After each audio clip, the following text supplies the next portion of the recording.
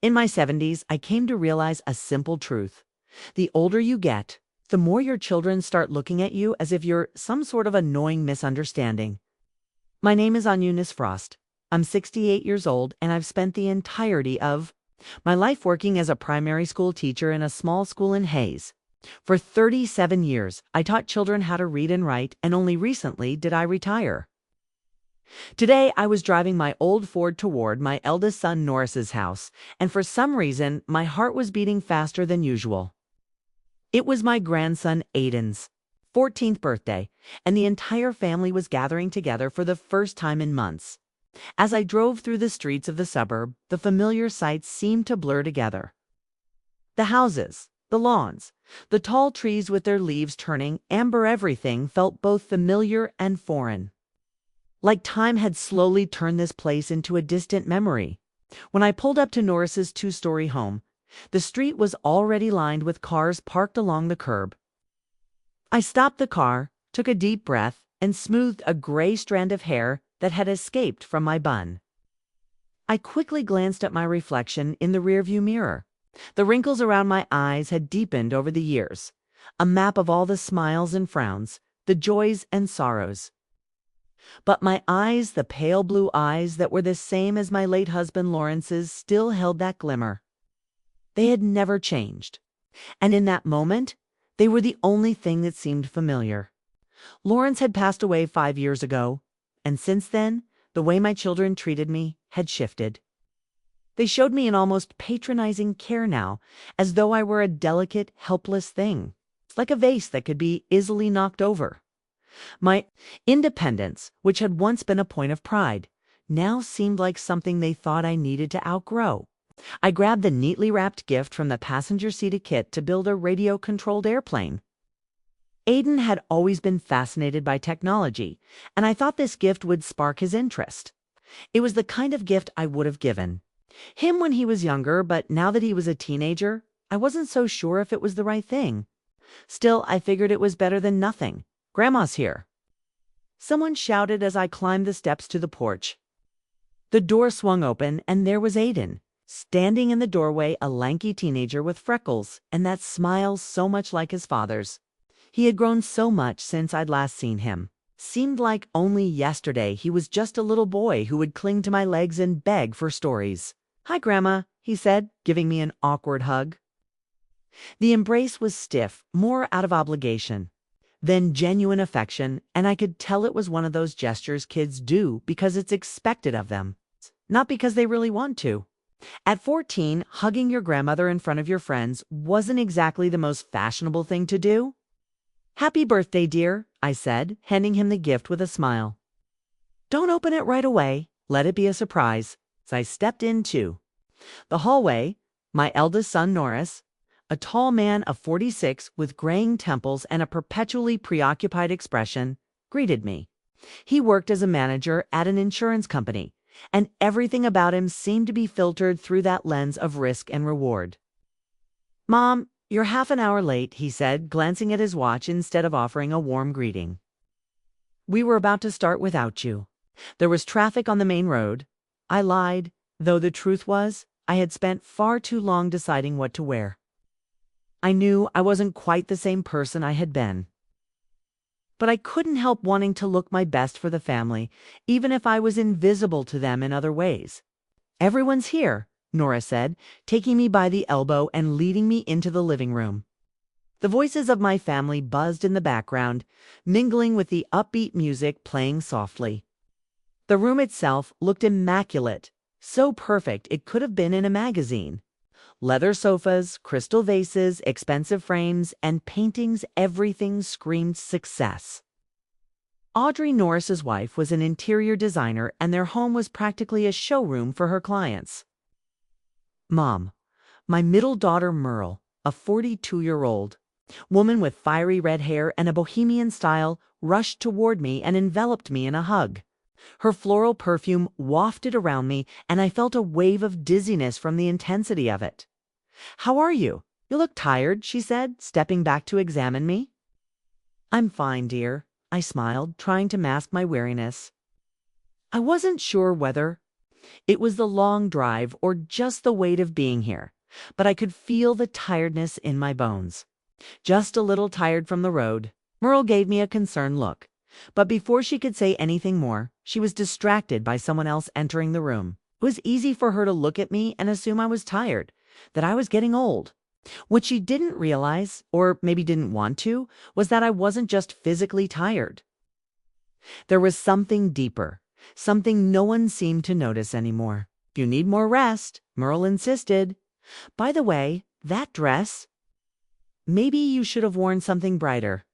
I have a few things I could lend you that would look great on you." I looked down at my simple dark blue dress with a white collar, classic and timeless. But Merle didn't seem to appreciate that. She thought my style was boring, like I should be wearing something more colorful or trendy. Across the room, I noticed my younger son Quincy, who was 39. He worked as a bank clerk, and out of all my children, he was the quietest. Standing next to him was his wife, Shannon, a woman with a strong personality who seemed to have complete control over their family life. "Eunice," Shannon called out, giving me a quick wave from the corner of the room. She never called me mom or mother-in-law, always by my first name, as if we were mere acquaintances. I walked over to greet them. Quincy gave me a quick hug, but Shannon just offered a curt nod. "How are you, kids?" I asked, trying to make conversation. "How are my granddaughters?" "Tanner and Paisley are out with the other kids," Quincy said, adjusting his glasses. "They're fine." Tanner won the school math competition. "And Paisley's having trouble with English," Shannon added with a touch of irritation. "Her teacher says she's not trying hard enough." "I could help her," I offered. "After all, I've been teaching my whole life." "We hired a tutor," Shannon cut me off, her tone dismissive. "Teaching methods have changed a lot since you were teaching Eunice." I felt a twinge of hurt, but said nothing. Arguing with Shannon was pointless.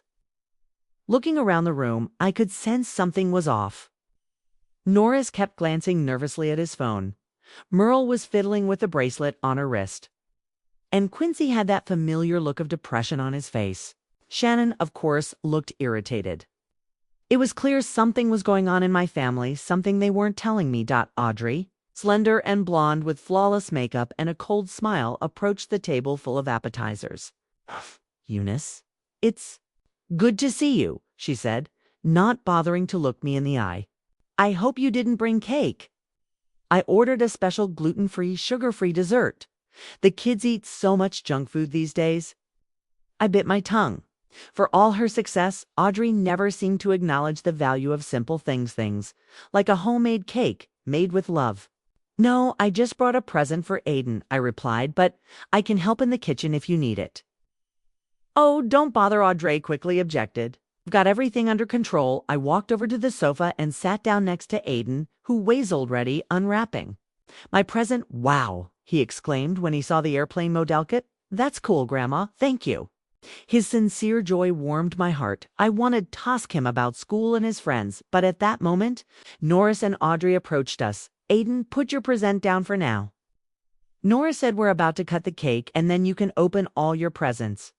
"But Dad, it's an airplane. You can build yourself," Aiden protested.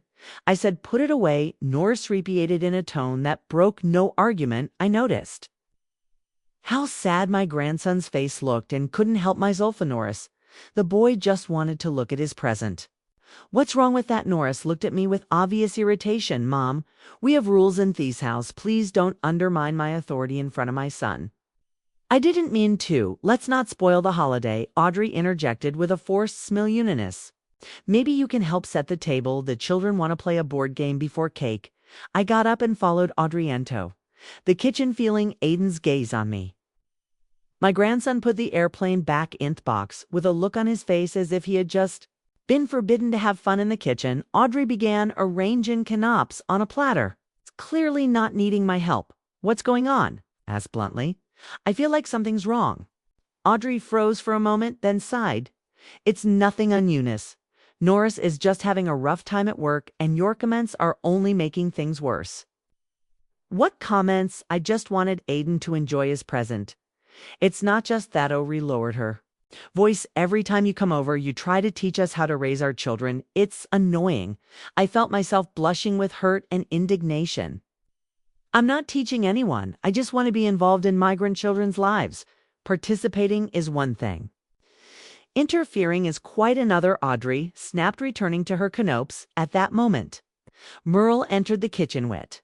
Are you whispering about? She asked, looking at us suspiciously. Nothing in particular, Audrey replied. Just discussing the menu, Mom. Merle turned to me. Could you take a look at the lawnmower in the garage? Nora says it's making a strange noise, and you always knew about these things. It better celebrate Aiden's birthday first. It'll only take 5 minutes, Merle insisted. And the kids want to play Monopoly before cake. You'll just be bored. Something in her voice sounded fake, but I decided not to argue. Maybe my kids really did. Want to discuss something without me? Okay, show me where the lawnmower is.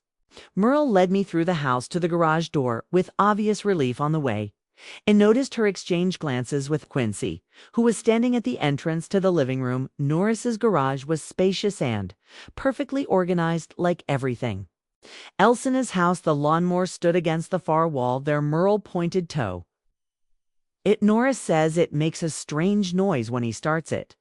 Let's take a look. I leaned toward the lawnmower while I knew almost nothing about modern technology.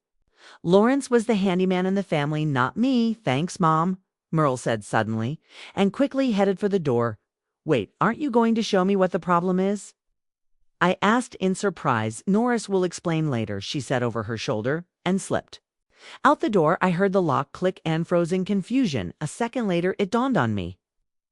I was locked in. I rushed to the door and jiggled the handle, but the door wouldn't budge. Merle, I called. What's going on? Open the door. Sorry, Mom. My daughter's muffled voice reached me. We need to discuss something without you. We'll let you out in an hour, I promise. What, are you kidding? I couldn't believe my ears. Open the door immediately, Mom. I now heard Nora's voice. Please don't make a scene. There's a chair you can sit on. We want to talk about some family matters. And to be honest, your advice isn't going to help right now. It's nothing personal. Momaded Quincy's voice. Just sit quietly and don't disturb us, okay? I stood frozen in the middle of the garage. My own children had locked me out like a naughty child, so I wouldn't disturb them. My eyes stung with tears of hurt and anger. Why were they doing this to me? What had I done? Grandma, a soft voice suddenly came from the other side of the door. It was Paisley, my youngest granddaughter. Are you okay? Yes, dear, I replied, trying to sound calm. Don't worry about me. Paisley, go inside. Shannon's sharp voice rang out, and I heard the girl run away. I slowly sank down onto a chair in the corner of the garage. My children, whom I had raised with love and care, had decided that I was not worthy of being present at a family council. That I was just a nuisance that needed to be gotten rid of. Sitting in the dim light of the garage, I remembered how Laurence loved to tinker here when we came to Norris's house. He was a handyman. He could fix anything. And then it dawned on me, Lawrence, the garage, the secret door. I stood up and looked around with a renewed interest. If memory served me right, there should be a passageway somewhere here that Lawrence had Madamini years ago when Aiden was just a baby. A passageway our children didn't know about. A passageway leading straight to the kitchen utility room. I stood in the middle of the garage, peering into the dim light and remembering Lauren's words. The first wave of resentment had already subsided, giving way to cold determination. If my children thought they could just lock me out and continue having fun, they didn't know their mother very well. The secret door, it had to be here somewhere. I remembered clearly how Lorenz had shown it to me many years ago. I walked along the garage wall, feeling every inch of the surface.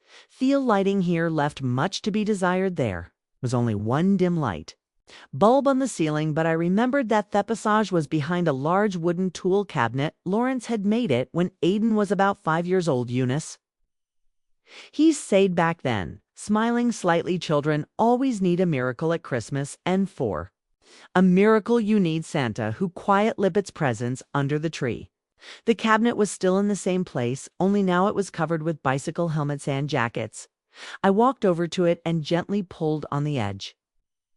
The cabinet was surprisingly light and slid aside almost effortlessly behind. It was a small door, painted the same gray color as Thegridge Wall. If you didn't know where to look, you would never notice it. My heart began to beat faster. I knelt down in front of the door and felt for a small latch. Despite its age, it gave way. Easily, door opened. Silently, Lawrence always made sure the hinges were reloiled. In front of me was a dark, narrow passageway. The tunnel leads straight to the kitchen pantry. Lawrence had once explained, I persuaded Norris to do a little remodeling when they first bought the house. I said the pantry would be more convenient if we added an extra shelf for storing canned goods, and I knocked through the wall from the garageist. Lawrence was an incorrigible romantic. He loved creating Christmas magic for his grandchildren.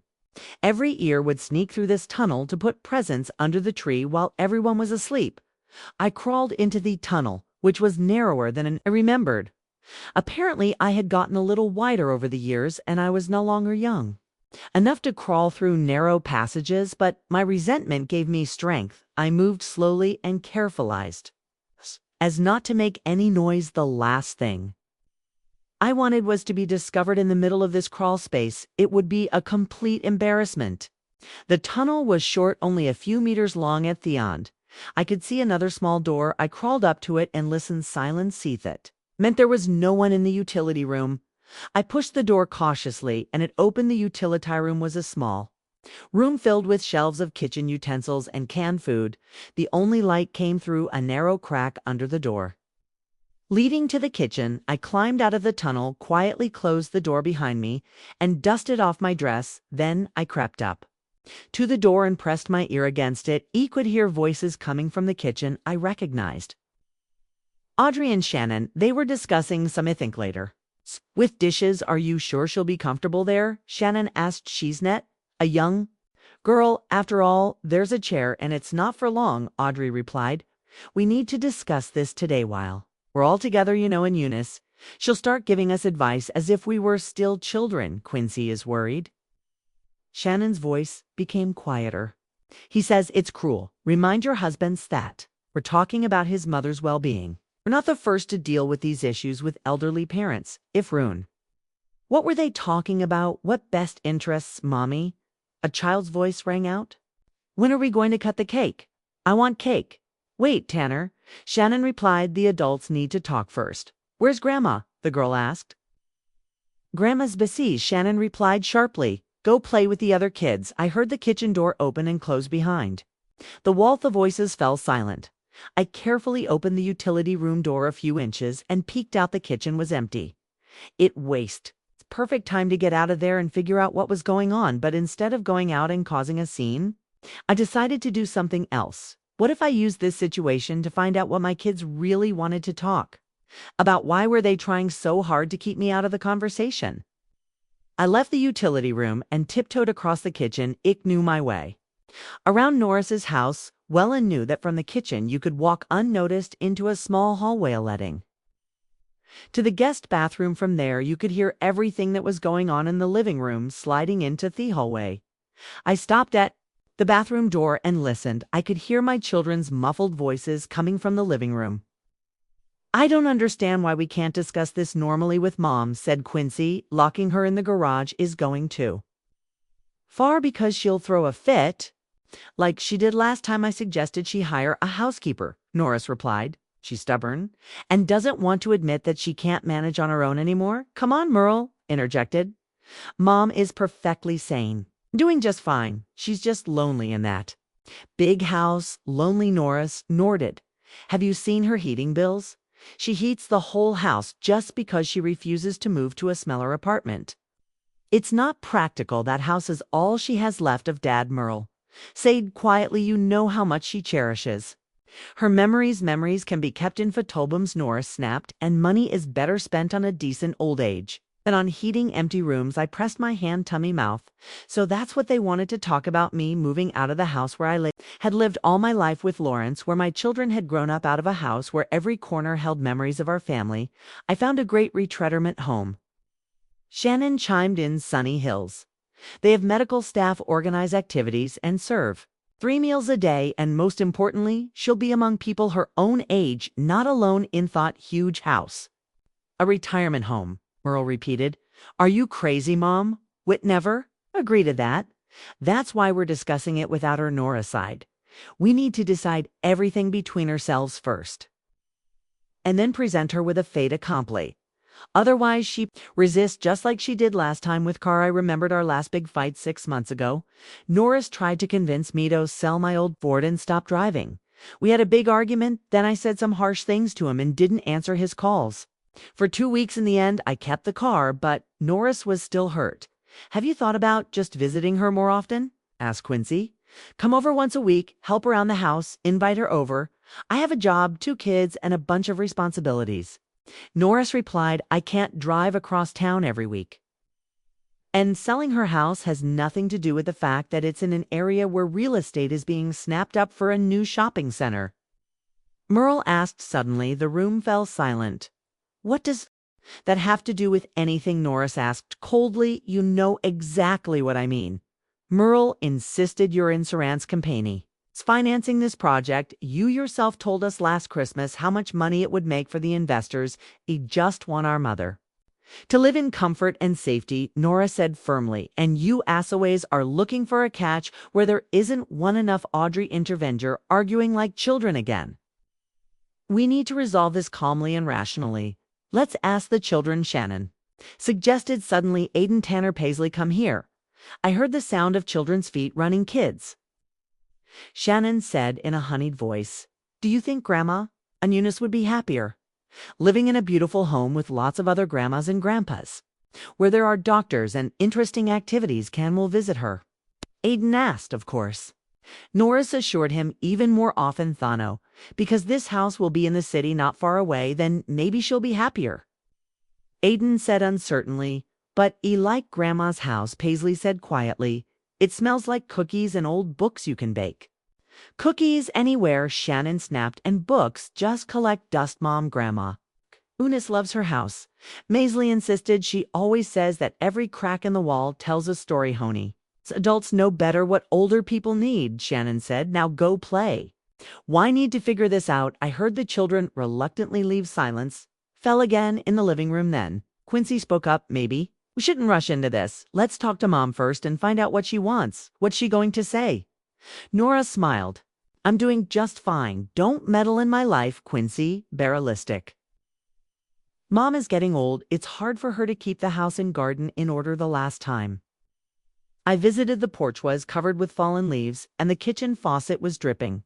She just won't admit she needs help. Let's offer her help, not a nursing home, objected Quincy. Listen. Norris lowered his voice. There's something else. Last month, Mom forgot to turn off the oven. Mrs. Clee's neighbor called me and said she smelled gas and went to check. Can you imagine what could have happened? I racked my brain. There had indeed been such an incident.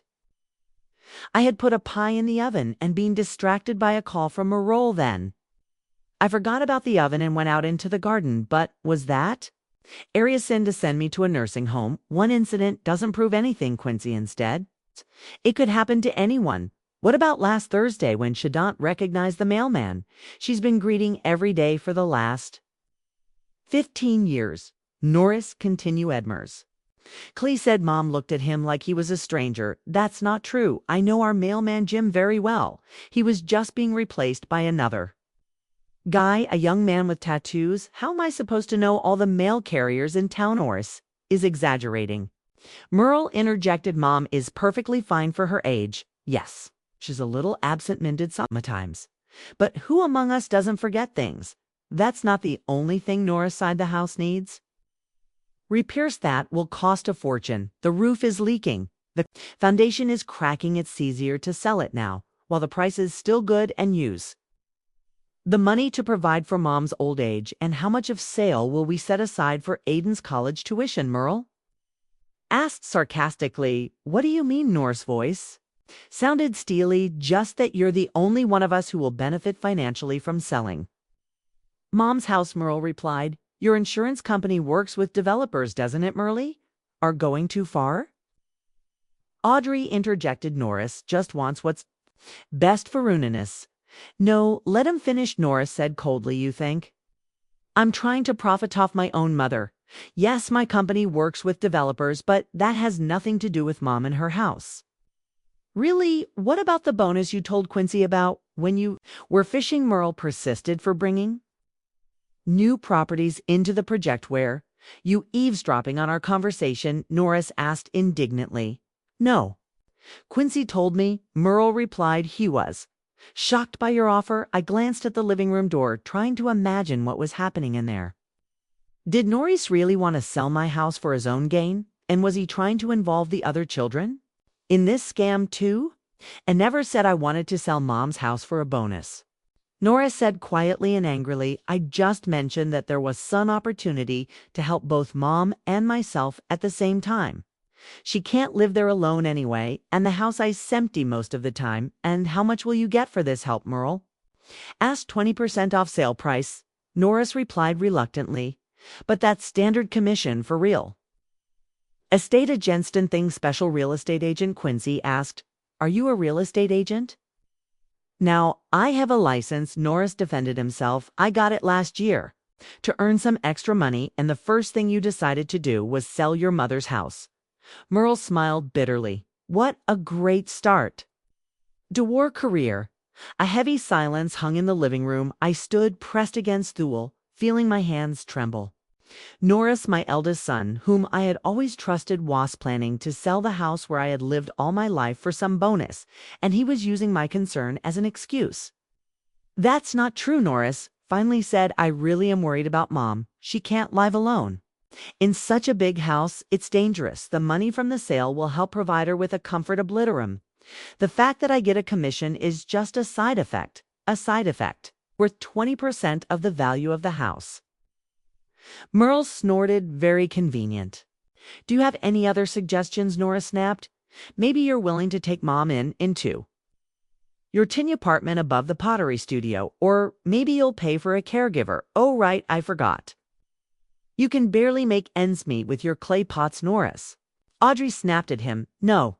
Let him finish. Merle sighed quietly. Go on, brother. Tell her what a failure I am, who can't take care of her mother, unlike you, a successful manger with a big house and a perfect family. I heard footsteps receding. Someone left the living room. A second later, Merle appeared in the hallway, walking quickly and wiping away tears.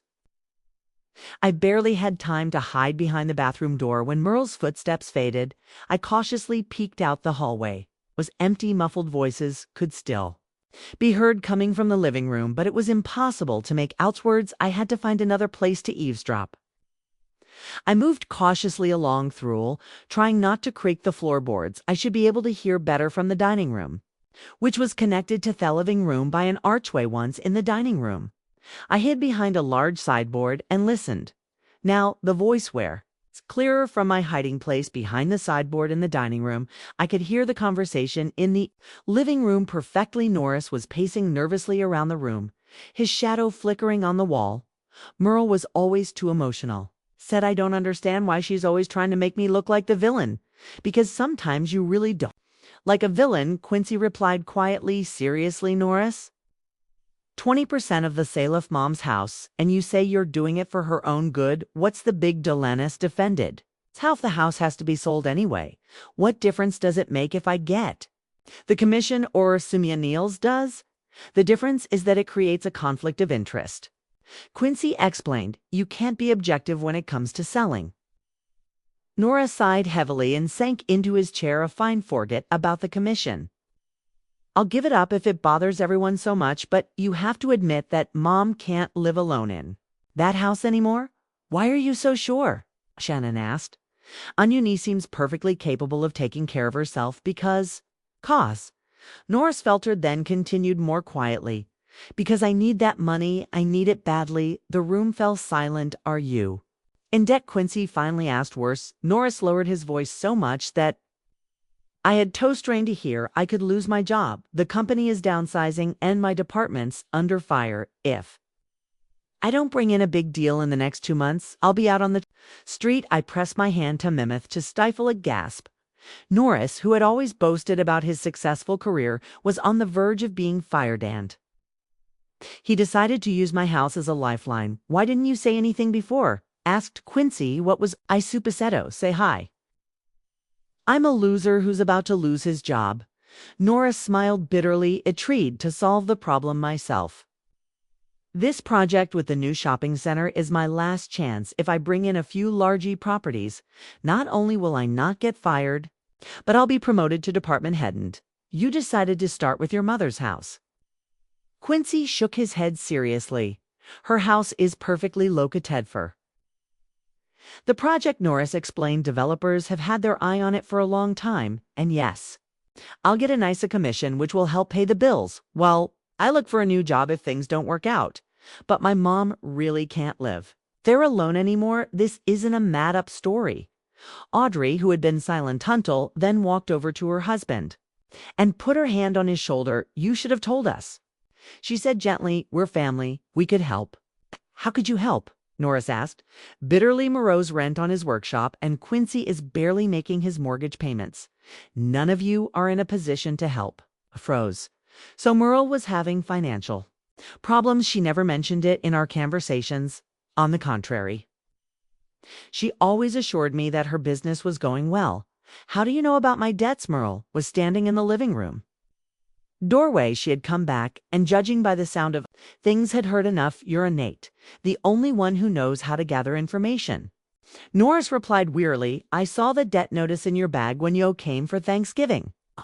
Merle blushed and crossed her arms over her chest. You were looking through. Hey, my things, it fell out when you were looking for your keys, Norris explained. I just picked up the paper and couldn't help noticing the amount for.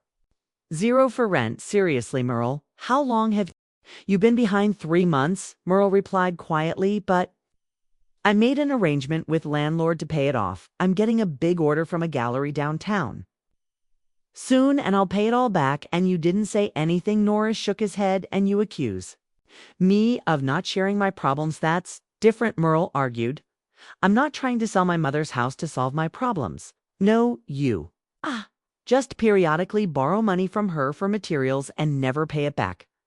Norris retorted. Merle clenched her fists. I was going to pay it all back as soon as I got paid for the order. Sure, Norris said skeptically, just like last time and the time before that. I bit my lip. It was true that Merle often asked me for small amounts of money until payday, but I never thought much of it. It was important to me that she was doing what she loved. I didn't know her financial situation was so serious enough. Quincy interrupted. We're getting off topic. We're talking about Mom and her house. Yes, let's get back to Mom, Norris agreed. The fact remains that she can't live alone in that huge house. We all understand that the only question is how to convince her to move. Why not suggest you rent out the house? Quincy asked. Suddenly she could move into a smaller apartment and live off the rental in Comic-Con. You imagine what would happen to the house after the tenants moved out? Norris frowned. Mom would be horrified.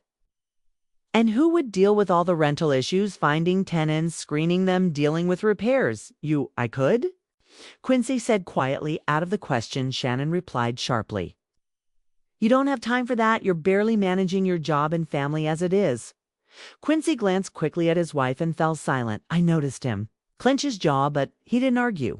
Shannon always had power over him that I didn't understand, Sonny. Hills is the best option. Shannon continued. I've checked it out.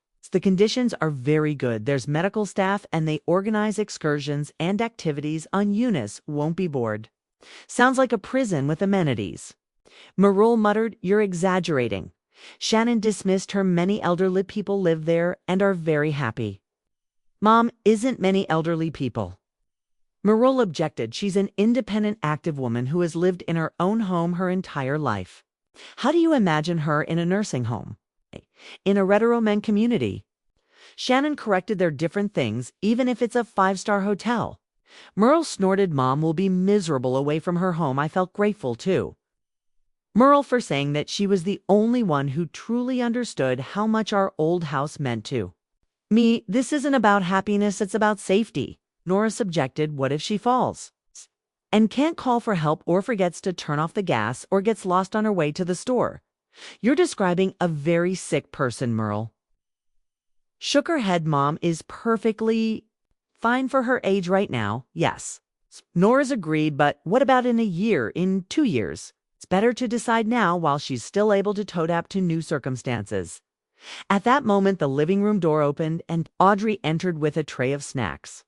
"The kids are hungry," she said. "Maybe we should take a break from this discussion. It is Aiden's birthday after all, right, Norris?" Rubbed his some pills. "Let's get back to this later, by the way. Has anyone checked on Mom and Thegoridge? I'm feeling uneasy. I completely forgot that I was supposed to be locked in the garage. What if someone goes to check on me and not there? I'll check." Shannon volunteered. "I could use some fresh air. All this talking is making me tired."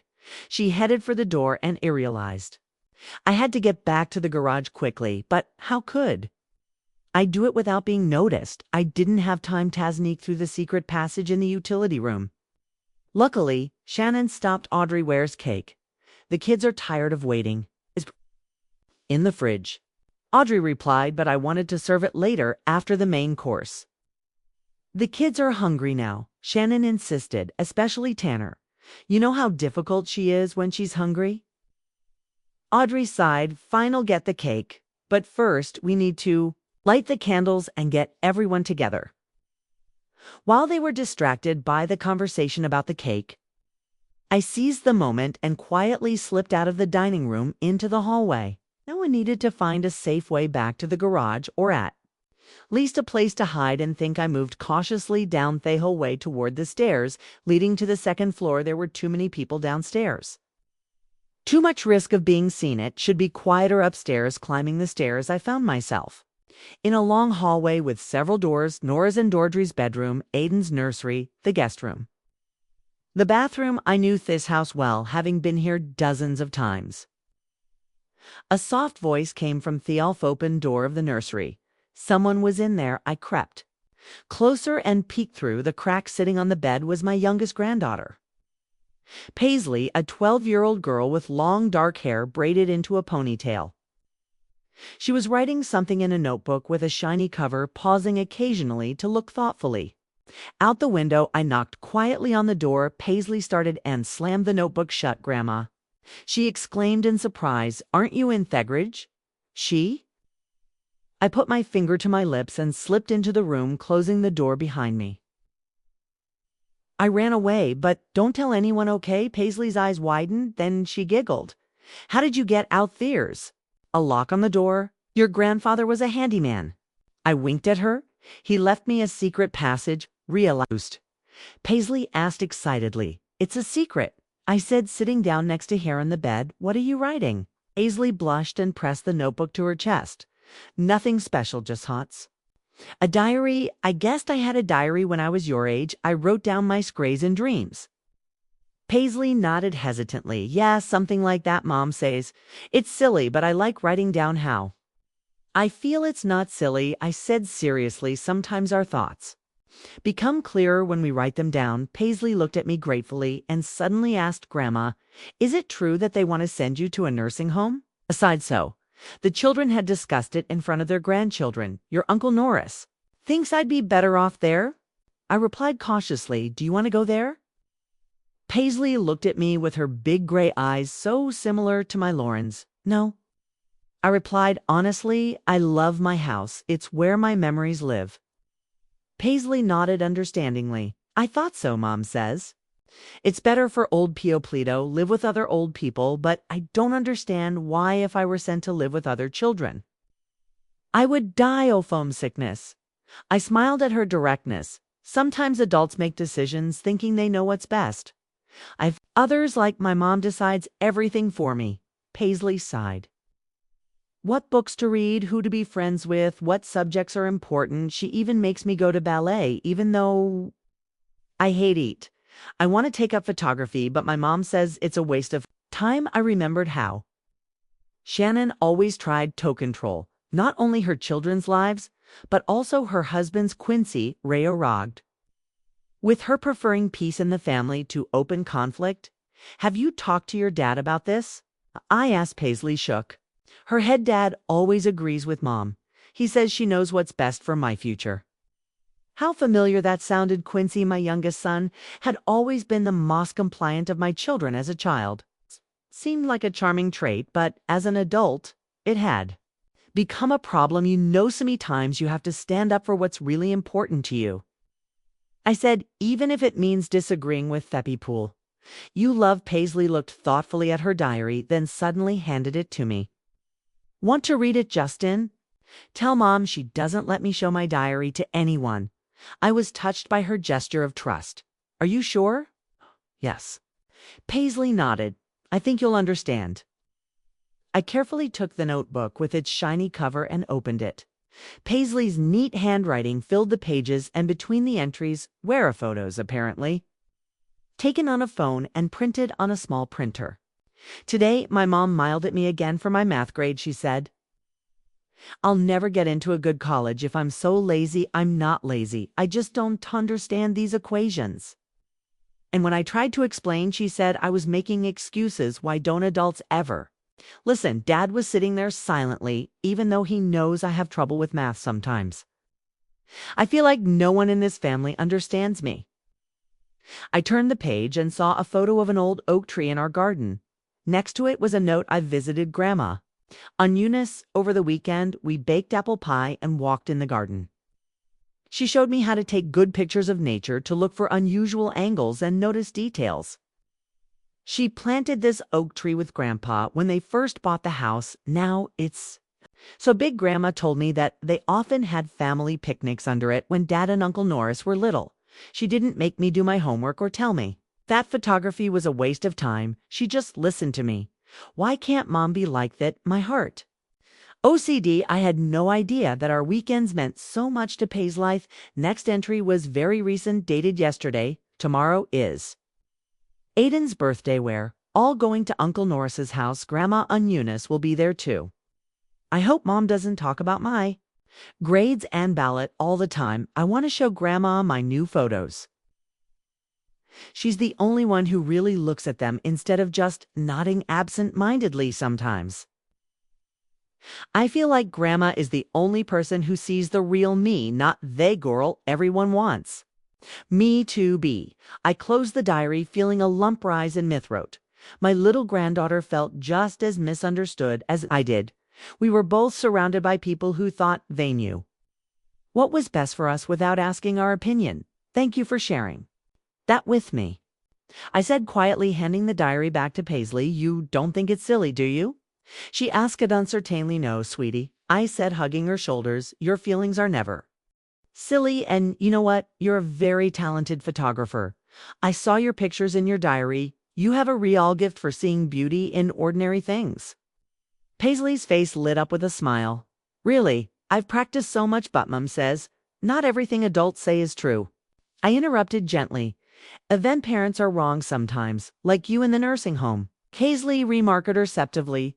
Exactly, I nodded. Your uncle Gu Norris thinks he knows what's best, Fom. But only I can decide where I live. What are you going to do? Paisley asked. I thought about it. What could I do? Openly rebel against the children's plans, Makia? Seen or silently accept their decision? I don't know yet, I replied nicely, but I'll think of something. At that moment, Shannon's voice came from downstairs. Paisley, come down. Let's cut the cake. Come, Mom. Paisley shouted, then turned to me and whispered, what about you? You need to go back to the garage. I nodded. Don't worry about me. I have a plan. Just don't tell anyone I got out, okay? It's our secret. I'll go back to the garage through the secret passage, and no one will know. Go enjoy the party, and remember, your photos are beautiful no matter what Mom says. Paisley hugged me and quickly slipped out of the room. I went to the window and looked. Outside, Aiden's room overlooked the backyard, where there was a small garden right below the window were thick hydrangea bushes. If I were 20 years younger, I could have climbed down the trellis. But at my age, such stunts were too risky. I had to get back to the garage before anyone noticed I was gone. But how could I do that without attracting attention? And what should I do with the information? I had learned it. No, I understood what was going on in my family. Norris was on the verge of being fired and saw selling my house as a way to save his career. Merle was deep in debt, but too proud to admit it. Quincy let Shannon control him and the children, even when he disagreed with her decisions. And Paisley, my sweet Paisley, feels like a stranger in her own family all this time. They've been Discussing my fate behind my back, deciding how Ish would live my life without asking my opinion. I felt anger, resentment, and as Tim. But most of all, I felt determination. I wouldn't let them treat me like a helpless child. I would proflate. I was still capable of making my own decisions, but first, I had to get back to the garage. I quietly left Hayden's room and listened. I could hear voices, laughter, and the clinking of dishes from downstairs. It sounded like Havrion had gathered in the dining room for the grand moment with the cake. It was time to make my move. I carefully descended the stairs, trying to stay close to the wall where the steps creaked less. On the first floor, I turned into the hallway leading to the kitchen. From there, I could slip unnoticed into the utility room and return to Thagridge through a secret passage. The kitchen was empty. Everyone was crowded around the festive table in the dining room. Through the archway, I could see Audrey carrying in the cake with lit candles, and Aiden, surrounded by guests, was getting ready to blow them out. I seized the moment and slipped into the utility room, closing the door behind me. I felt my way in the dark to the entrance to the secret tunnel. It was where I had left it behind a shelf with canned goods. Squeezing through the narrow passage, I began my way back. Toe's garage. Thoughts swirled in my head. What was I going to do with what I had learned? How could I use this information? One thing I knew for sure: I wouldn't let the kids decide my fate without me, and if they wanted to play games behind my back, then I could play my own game. A game with rules that, if I would make up. Returning to the garage through the secret passage, I carefully pushed the cupboard back into place and looked around. Everything was exactly as I had left it. The chair in the corner, the dim light bulb on the ceiling, the locked door. If anyone had looked in here while I was away, they would have assumed I had simply moved to the far corner of the garage. I sat down in the chair and took a deep breath, trying to collect my thoughts. What I had learned about my children weighed heavily on my heart. Norris was on the verge of being fired, and saw selling my house as his salvation. Merle was mired in debt, which she was hiding from Averion. Quincy let off Shannon make all the decisions, even when it hurts their daughter, and they all consider me a burden to be gotten rid of. By sending me to a retirement home, my first impulse was to storm into the house and tell them everything I thought about their plans and secrets. But what good would that do? Another family fight? Resentment that would smolder for months. No, that wouldn't accomplish anything except further alienating them. I needed a different approach, something that would make them think about their actions without humiliating them, something zubble enough that they would learn their lesson without feeling caught red-handed. I closed my eyes and imagined Lawrence would have handled it. My husband always knew how to find wise solutions in difficult situations. In this, he would say, people rarely change. It's because of criticism, but they often change because of understanding. And then it hit me. I wouldn't expose their secrets and plans. Instead, I would show them that I understood their problems and was willing to help, but on my terms. I would let them know that I couldn't be excluded from important family decisions, especially those concerning my life. A plan began to form in my head. I had to act quickly and carefully, judging by the sounds of music and laughter coming from the house. The party was in full swing. They were cutting the cake, handing out gifts, having fun, and completely forgot about me locked in the garage. It was the perfect time to act. I pushed the cabinet aside again and slipped into the secret tunnel. This time, I moved more confidently, knowing every turn. Once I got out into the utility room, I listened. The kitchen was empty. All the guests had gathered in the living room, where music was playing and laughter could be heard. I carefully left the utility room and crept through the kitchen into the hallway. I needed to get to the second floor without attracting attention. Fortunately, the staircase was at the far end of the house, away from the living room. Once upstairs, I headed straight for Norris and Audrey's room. Their bedroom was immaculate, typical of Audrey. With her love of order, there was a desk by the window where Norris often worked at home. His documents must be here. I began to carefully sort through the papers on the desk. Most of them were bills, advertising brochures, and notes, but in the top drawer, I found a folder labeled Oak Hill Shopping Center Project inside. Where documents about a new shopping center project, a map of the area with marked properties, and a list of potential sellers. My house was marked with a red circle, and the word priority next to it was another document, a notice from the insurance. Cum mis manugent. It said that there would be staff cuts and that Norse's department had to show results by the end of the quarter or it would be disbanded. It all matched what I had overheard. I took the documents and put them in an envelope I had prepared in advance. Inside the envelope was a bank statement, a copy-off document I had received last week. It showed the balance of my savings. A pretty impressive amount that. Lawrence and I had been saving our whole lives. I attached a short note to the Statham and Norris. I know about your problems at work and the shopping center project. I also know that you see selling my house as a solution to your problems. But my house is not just a piece of real estate, it's a place that holds memories of your father, your childhood, and our family. If you need money, let's talk about it openly. I can help you with a loan on favorable terms, but I will make my own decisions about my life. Love, Mom. The next item on my plan was Merle's room. When she came to Norris's house, she usually stayed in the small guest bedroom at the end of the hall. I slipped in and saw her things scattered across the bed, typical of Merle, who was never known for her tidiness. On the nightstand was her well-worn leather-bound notebook. I knew that notebook. Merle always carried it with her and jotted down ideas for her pottery in it. I picked up the notebook and, flipping through the page, found columns of numbers on the last few pages with notes like rent, supplies, and utility bills. The amounts were underlined in red with question marks and exclamation points next to them. Scribbled in the margins was call the bank about a deferment. I carefully tore these pages out of the book and put them in another envelope. Inside was a business card from my old friend Dorothy, who ran an art gallery in the city center, and a note. Merle, I know about your financial difficulties. Why didn't you tell me? We're family and we should help each other in difficult times. I spoke to Dorothy at the Azure Gallery. She saw your work at the craft fair and was very interested. Give her a call. It might solve your studio rent problem. And remember, there's no shame in borrowing money, but there's shame in not paying it back.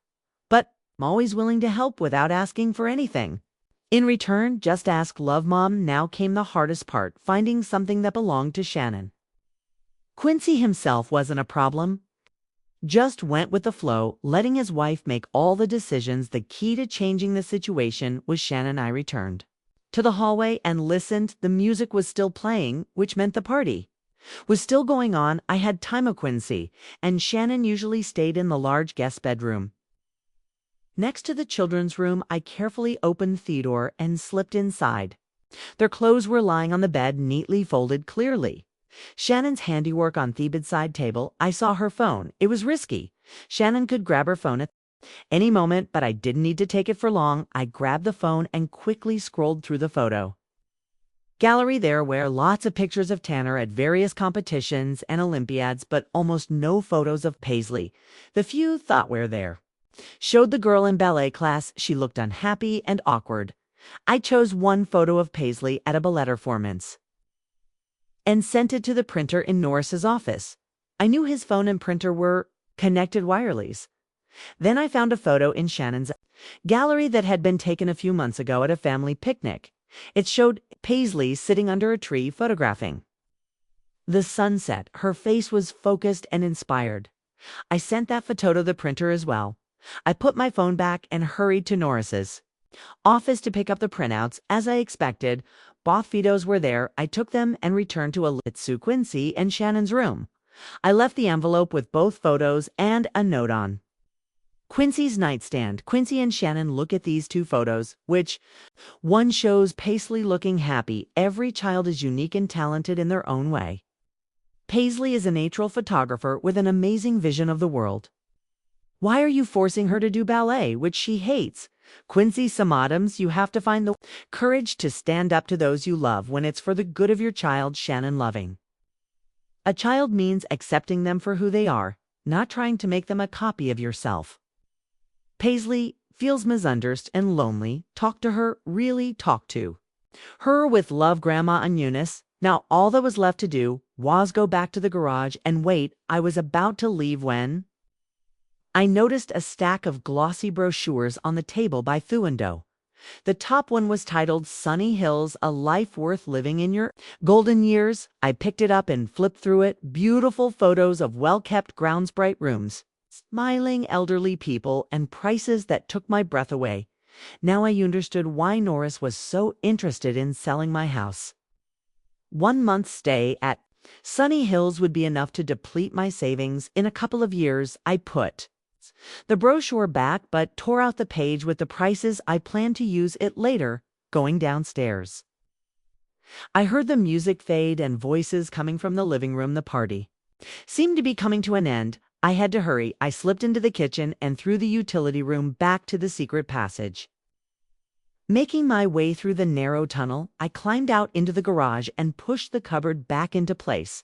Then I sat down on a chair and waited. Less than 5 minutes later, the garage door opened and Shannon appeared in the doorway. Eunice, shackled, looking around the dimly lit room. Are you here? I got up from the chair, finding slight confusion, of course. I'm here. Where else would I be if the door was locked from the outside? Shannon looked slightly embarrassed. We completely forgot about you with all the holidays, she said. Awkward. Linus asked me to tell you he's sorry about the misunderstanding. With the door misunderstanding, I raised an eyebrow. You mean you didn't deliberately lock me in here to discuss sending me to a nursing home? Shannon palted. What? No, of course not. She faltered, not knowing how to get out of it. Never mind, I waved her off. Where are my grandchildren? I want to wish Aiden a happy birthday. They're in the living room. Shannon backed away, letting me pass. But how did you know about the nursing? The retirement home with walls are thin. I shrugged, walking past her, and I have excellent hearing. I headed for the house, leaving Shannon standing in the garage doorway with a confused look on her face. The first part of my plan was in place. The children would receive my messages when they returned to their rooms. Now, I had to prepare for the second part, the family dinner, where I would finally tell them everything I thought about their plans for me entering the house. I went into the living room where Aiden and the other children were playing video games. My grandson, seeing me, looked up from the screen. Grandma, we thought you had gone home. How could I leave without wishing you a happy birthday? I smiled, hugging him. Did you like my present? Very much, Aiden exclaimed. I've already started putting the airplane together. Do you want to see? Of course. I nodded. Where's it? Upstairs in my room. Aiden pulled me by the hand. Come on, I'll show you. Welcomed the stairs to his room while Aiden enthusiastically showed me the details of the airplane laid out on the table. I glanced furtively down the hallway. At any moment, one of the adults would come into their room and discover my gifts. Grandma, are you listening, Tom? Aiden noticed my distraction. Of course, dear. I smiled, guilty. I was just thinking about how fast you're growing up. It seems like just yesterday I was teaching you to ride a bike, and no, you're 14. Aiden smiled sheepishly. Well, Grandma, you're still the same. Not quite. I winked at him. With age, you either become wiser or grumpier. It treat to choose. The former Norris's loud voice came from the hallway. Mom, are you her? Shannon said she let you out of the garage. I'm with Aiden, I shouted back. Admiring his new airplane. Norris appeared in the doorway with a forced smile. There you are. We were worried. Really? I raised an eyebrow. Ironically, I thought you forgot about me locked in the garage. Norris looked embarrassed. Moment was a misunderstanding. Merle must have accidentally closed the door. Of course it was an accident. I nodded with an imperturbed expression, and the conversation about the nursing home was also accidental. Norris's face lengthened. Did you hear? Let's discuss it over dinner. I patted his arm. The whole family since you've decided that my future is a family matter. Let's decide together. Audrey said she made something special for dinner. Yes, but Norris was clearly not prepared for this turn of events. Great, I smiled, not letting him finish. Aiden, come down. When you're done with the playing, Grandma has another surprise for you. I left the room, leaving Norris confused. The plan was working even better than I had expected. Now I had to wait for my messages to be discovered and prepare for the family dinner, where the final scene of my little revenge would unfold. Going downstairs, I walked into the kitchen where Audrey was cooking dinner. How can I help? Asked. Rolling up my sleeves, Audrey looked at me in surprise. Eunice, you don't have to, but I want to. I interrupted. After all, family dinner is a great opportunity for all of us to talk about many things. Audrey swallowed nervously and handed me a knife. Then maybe you could cut the salad. I took the knife and began to carefully chop the vegetables, mentally preparing myself for the conversation. Ahead now that the first part of my plan was in motion. All that remained was to wait for the children's reaction and carry out the final part, an open conversation. About what I had heard while I was under house arrest, I was overcome by a strange feeling, a mixture of resentment, determination, and oddly enough hope. Perhaps this day, which began with humiliation, would be the beginning of a new, more honest relationship in our family, at least. I had done everything I could to steer events in that direction. Now all that remained was to wait for my children, to go up to their rooms and discover my gifts, and then we would sit down at the table and talk, really talk like a family that respects each of its members, including an old retired teacher Woe is still capable of teaching her adult children a lesson. I finished cutting the vegetables for the salad and handed the bowl to Audrey, who was setting the table. The house grew quieter. The main part of the holiday was over, and the children's excitement over the gifts and cake began to subside.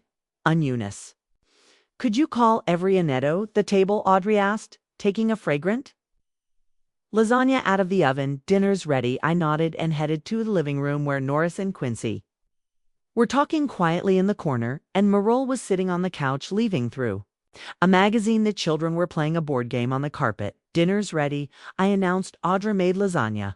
I'm coming, Merle replied, putting down her magazine. I'm starving. We're coming. Norris nodded. Let's just finish our conversation. First, he noticed a flash of anxiety in his eyes. He was probably afraid that I might reveal what I had heard earlier. Take your time, I smiled. I'll help Audrey set the table as I returned to the kitchen. I heard Norris quietly say to Quincy, we need to go upstairs before dinner. I want to check some documents. The plan was working. I went back to Audrey and helped Edhar carry the dishes to the dining table out of the corner of my eye. I saw Norris climbing the stairs to the second floor. A few minutes later, he came back down holding my envelope in his hand. His face was pale. Everything okay, dear? I asked innocently. You look worried. I'm fine, he said, hiding the envelope in his pants pocket, just looking for something. I hope you found it. Continued setting the table, pretending not to notice anything. Merle also went upstairs, saying she needed to check the phone. She had left in her room when Cher turned. Her eyes were slightly red, and she was nervously clutching her notebook. Quincy and Shannon were the last to come up. They needed to check if the kids' things were packed. They were gone longer than the others, and when they returned, that atmosphere between them had clearly changed. Shannon looked irritated, and Quincy was unusually pensive and determined when everyone gathered at the table. I noticed that my children were avoiding looking at each other and at me. Only my grandchildren were still lively. Aiden talked about his plans for Thepplane Tanner, bragged about his successes at school, and Paisley sat silently next to me, giving me knowing looks. Delicious lasagna. Audrey, I said, breaking the awkward silence between the adults. Yeah, have to share the recipe. Thank you, Eunice. Audrey smiled faintly. It's my mother's old recipe. The conversation at the table was tense and halting. I asked my grandchildren about school, discussed recipes with Audrey, talked about Thuether, the usual safe topics, but the tension was building and I could feel it reaching a boiling point finally when dessert was served and the children excused themselves to return to their games. Norris cleared his throat. Mom, he said, pulling my envelope out of his pocket, we need to talk about what you left in our rooms.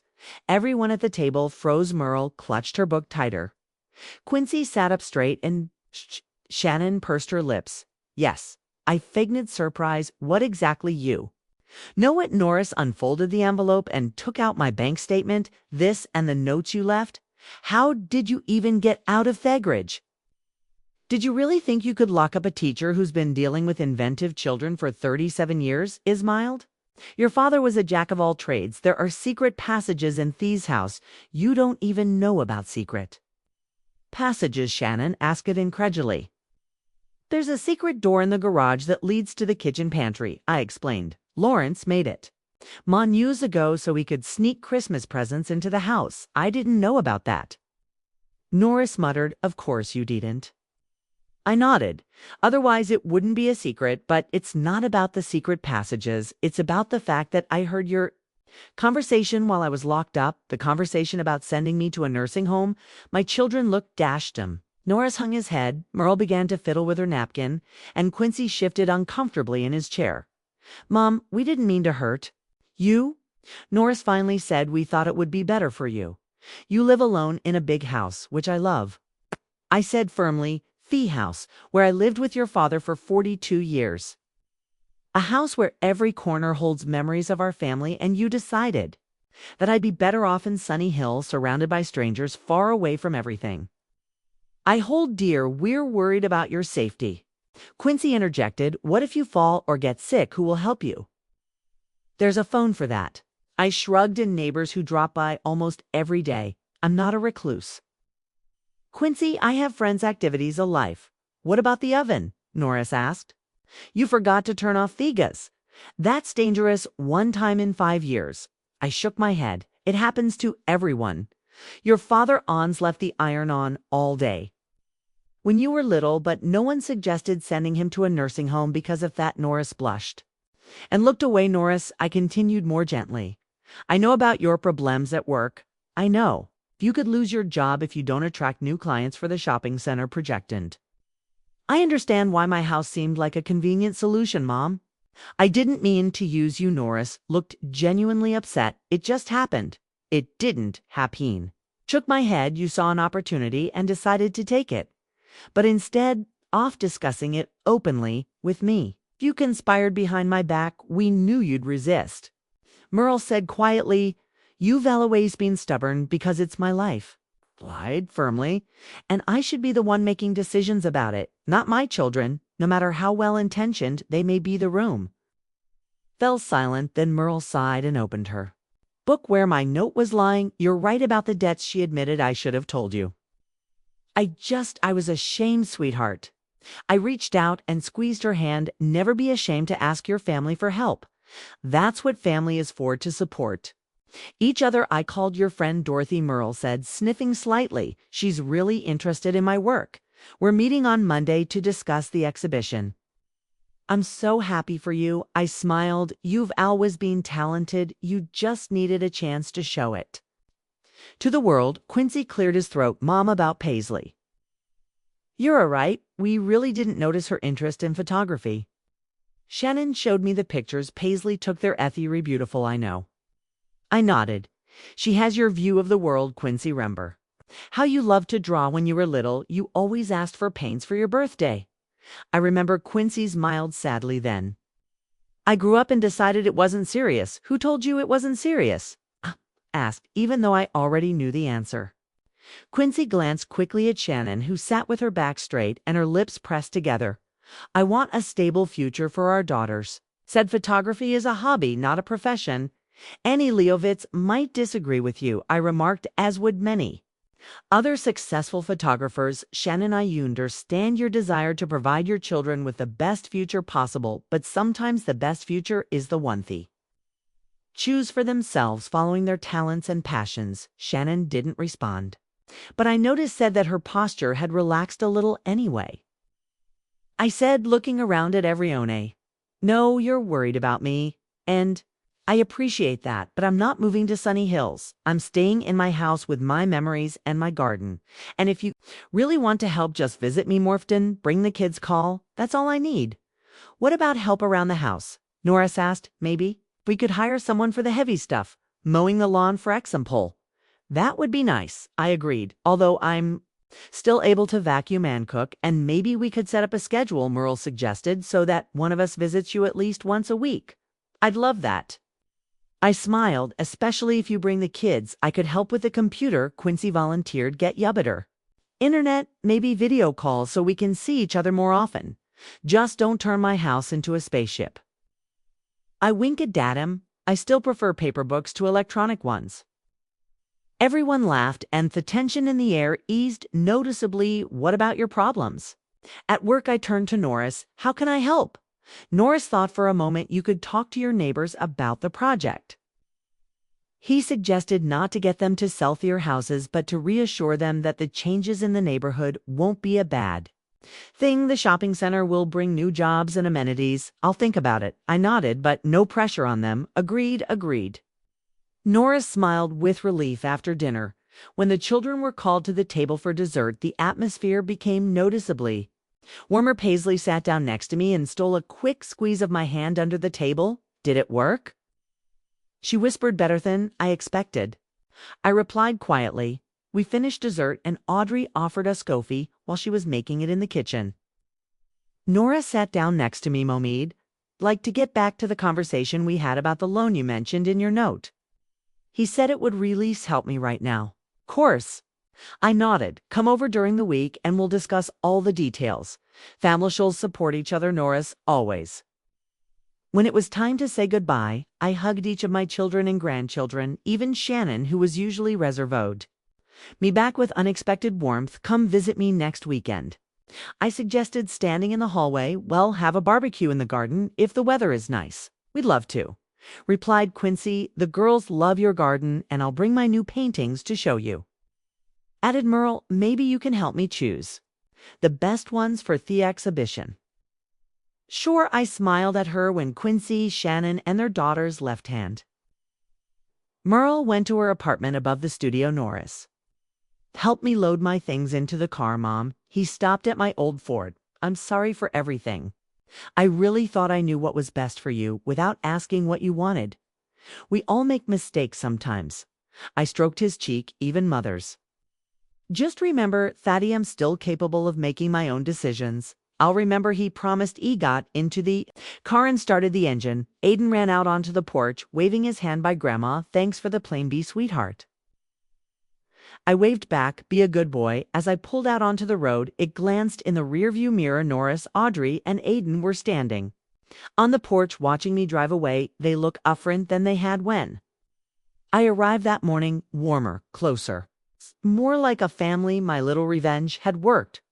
Though it wasn't revenge in the usual sense of the word. I didn't want to humiliate or shame my children. I wanted them to see me not as a helpless old woman who could be shoved off somewhere, but as a person with her own desires, feelings, and right to choose. And it seemed that they finally saw me on the way home. I thought about how one day can change relationships that have been built over years, about how often we forget that our parents are not just parents, but first and foremost people with their own hopes, fears, and right to respect. My house greeted me with its usual silence. I turned on the light in the hallway and smiled as I looked at the photos on the wall. Lawrence, the children, the grandchildren, our whole life captured in these pictures.